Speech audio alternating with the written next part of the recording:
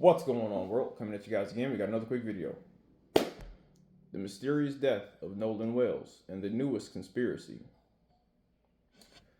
So, do you guys remember the video that was going around of the fight that was happening on an island in the sand, to where there was a kid who was a black kid being tossed around and ended up face down in the sand, surrounded by a bunch of white guys?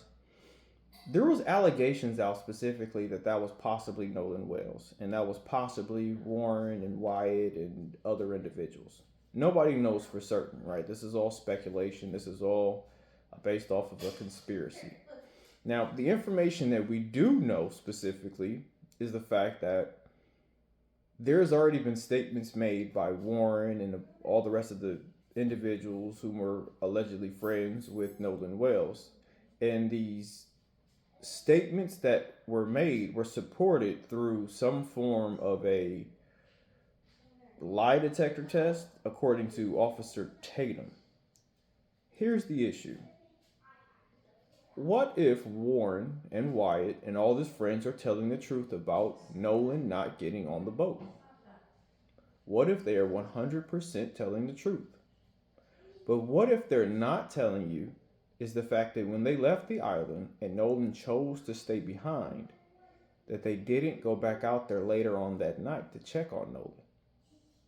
Who is to say that some of the friends didn't go back out to the island at, say, 8, 9, 10 o'clock? Because remember, they were supposed to go out there to go watch the fireworks. Who is to say they didn't return back out to the island to find Nolan Wells, and Nolan Wells found them and he was pissed off because they left him without a phone, they left him without water, they left him without food. And remember, they left at around 4 o'clock. In Texas heat or in Mississippi heat and humidity, you're talking about, what, 6 hours of being out there with no food, no water, no phone, can't get transportation? Who is to say that Nolan Wells wasn't irate? Who is to say that he didn't engage with some of the friends that went back out there? And a verbal altercation transitioned to a physical altercation.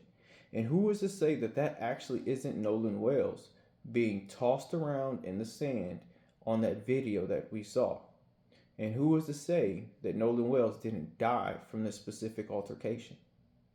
You know, the reality of the situation is the throat is missing, allegedly the lungs are missing, and allegedly the stomach is missing. So I made a video talking about alcohol boarding. What about if they stuffed sand down his mouth and his throat and he choked on it and died and aspirated from that? You see, the reality of the situation, all of this could have occurred, and then they could have taken the body or left the body there, went back to the mainland, and then initiated a phone call to Nolan Wells' mother saying that, hey, Nolan didn't come home with us. We don't know where he is. He's supposedly with Katie. We're going to call the Coast Guard to figure it out. See, I made a comment about this earlier in a couple videos that I made. I said, Warren went from being okay with leaving Nolan Wells on the island to all of a sudden, out of the blue, feeling this impending doom that he needed to contact the Coast Guard after 7 hours. And there was no correlation or data or reasons or factors for him to jump to such a conclusion.